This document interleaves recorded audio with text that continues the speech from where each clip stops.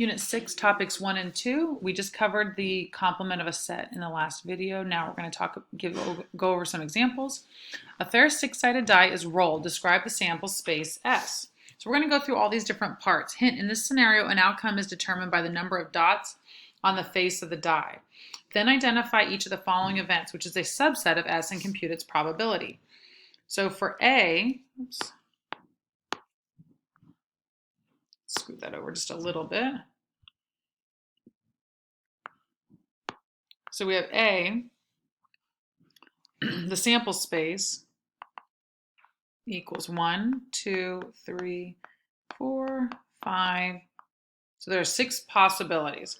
Part B equals the event T equals the outcome is 2.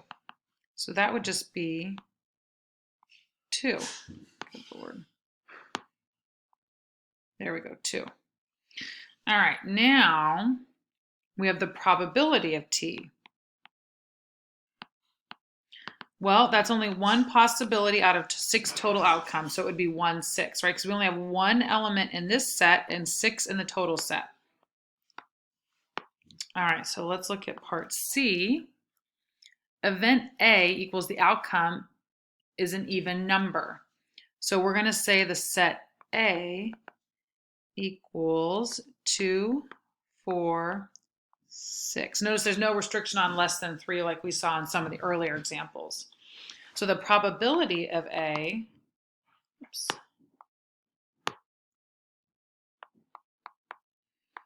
equals, look, we have 1, 2, 3 out of 6, which is 1/2.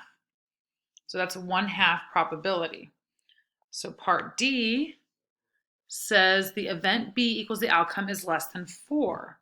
That's event B. So we're going to say B equals anything less than 4. So that means 4 is not included. So we're going to say 1, 2, and 3.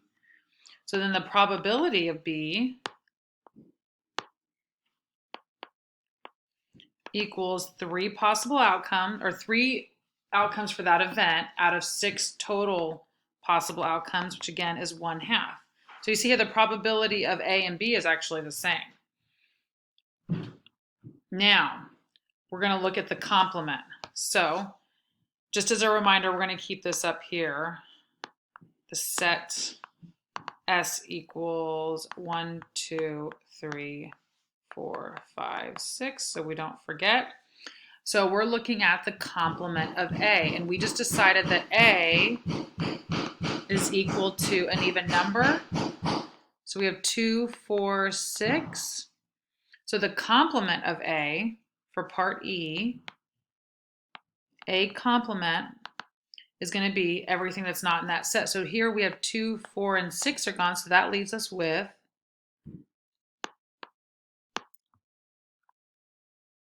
1, 3, 5. So that means that now we're going to look at the probability of that A complement. And remember, we can use a couple ways to do this. We can actually find the probability by counting the events, or we can use that rule. Remember, the probability of A complement equals 1 minus the probability of A. Now in this case, it's very simple to find the probability of A complement. So this one's not so bad to calculate or to find on its own, but it will get a little bit more complicated. So this is a handy thing to remember. So we remember from the probability of A that was 1/2. So this is equal to 1 minus 1/2, which equals 1/2. So the probability of A complement also equals 1/2. And if you don't remember that, that's okay. We can also calculate it. If we were to do it from the beginning, we have the probability right here of A complement. Remember, we go 1, 2, 3. 3 things that would meet that event out of 6 possibilities, which also equals 1/2. So you get the same answer. All right, let's look at part F.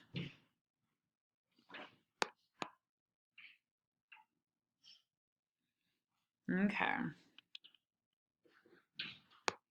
All right, so remember, let's go back and remind ourselves what set B is. What did we set? The outcome is less than 4. So set B is 1, 2, 3. So let's go back to part F, and we're looking for A and B. So let's go ahead and draw our little Venn diagram to help us. So this is A and this is B. 1 is only in A. 2 is in A and B. And 3 is in B. And then over here, we already have the 2, and then we write our 4 and 6. So the set A and B equals just 2, right? So then if we want to calculate, let me make a little extra space up here.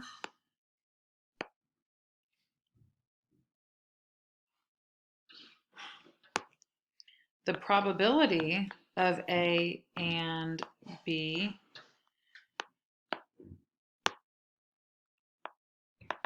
now we only have one possible outcome that meets that event. So it's 1 divided by, and we have 6 possible outcomes, 1, 6. So the probability of A and B equals 1/6. All right, so that's part F. Now we're going to look at G. You know what we're going to do? We're going to make a little bit of extra room in here so you can see all of this together. Actually, we could do it like this. Oops. All right, we have a little extra room, but we are going to go ahead and write our Venn diagram again as good practice. So we're going to do part G, and we have A or B. So let's again draw our little Venn diagram.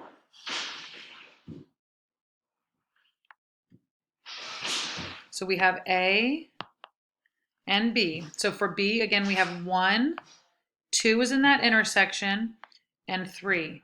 And then for A, 2 is already in the intersection, so we don't need to write it again. And we have 4 and 6. So when we were to write A or B, that's the set 1, 2, 3, 4, 6. Again, we don't write that 2 twice because we only need to know if it occurred in either one. We don't want to write how many times it's in both sets. So if we're doing the probability of A or B, that's going to give us 1, 2, 3, 4, 5 over 6 total outcomes. And that doesn't reduce any further.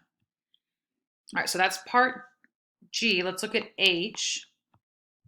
So we're looking at A or B prime. So let's go ahead and draw out our B prime equals 4, 5, and 6, right? So we're going to take away a few things from our diagram here. So instead of looking at B, we're looking at B prime.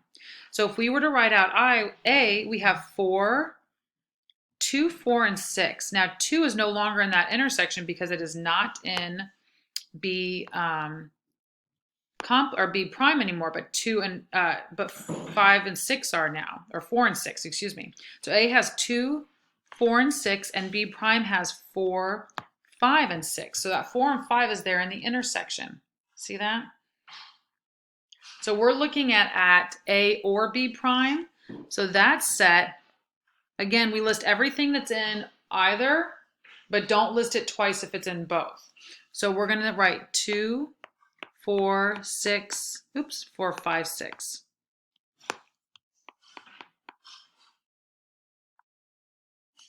So the probability of A or B prime equals 1, 2, 3, 4 over 6 possible outcomes, which reduces down to 2/3. All right, let's look at part I. Let's go ahead and erase these to give us a little bit of room.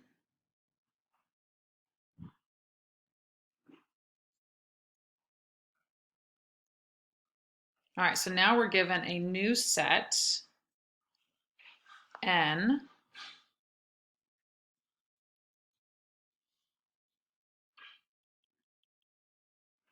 Okay, so for set N, we're told that the outcome is a prime number. So it has to be from this set. Remember, we're still looking at the dice.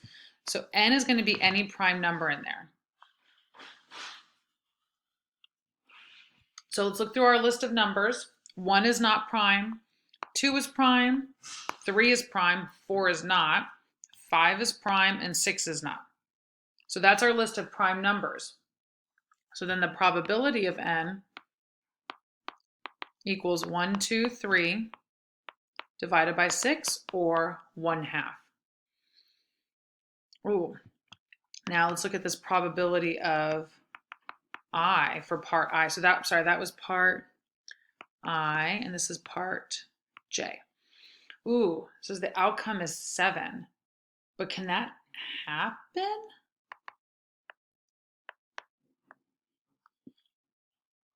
That can't happen. So then the probability of I equals 0 because it can't happen. It's not one of these possibilities. So our probability would be 0. So remember we talked earlier that the probability of 0 means that it cannot possibly happen. We just found that example. That's not a possible outcome. So that probability would be 0. All right, we're going to go through one more example. A local, because that one did go through a bunch of different aspects of that complement. A local zoo recently completed an expansion. Of the new exhibits, 10 are for birds, 5 are for elephants,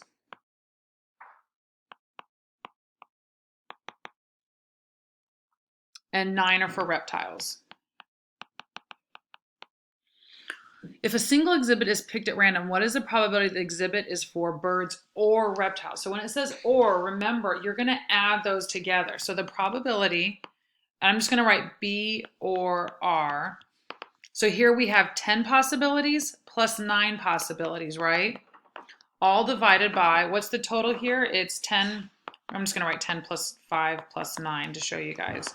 So we have 19 over 24.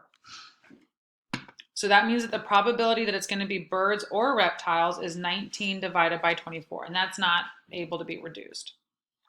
So let's go through this last one just because it's an and problem. So number 3, Nancy wanted to track the growth of various peppers in her garden, so she decided to label them. Her garden had red peppers labeled 1, 2, 3, 4, 5, 6, green peppers labeled 1, 2, 3, 4, 5, and yellow peppers labeled 1, 2.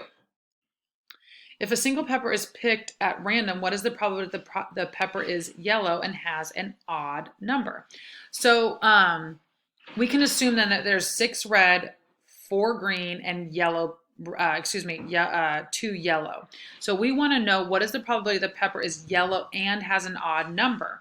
So that would just give us this 1 right here, right? So there's only 1 chance of that happening out of all of these. So what we're going to write is that the probability of it being yellow and odd, I'm not even going to write 1, we're going to write odd, equals 1 over, we have 6 plus 5 plus 2, right? So that equals 1 over 13. So the chance of it being yellow and has an odd number is 1 over 13.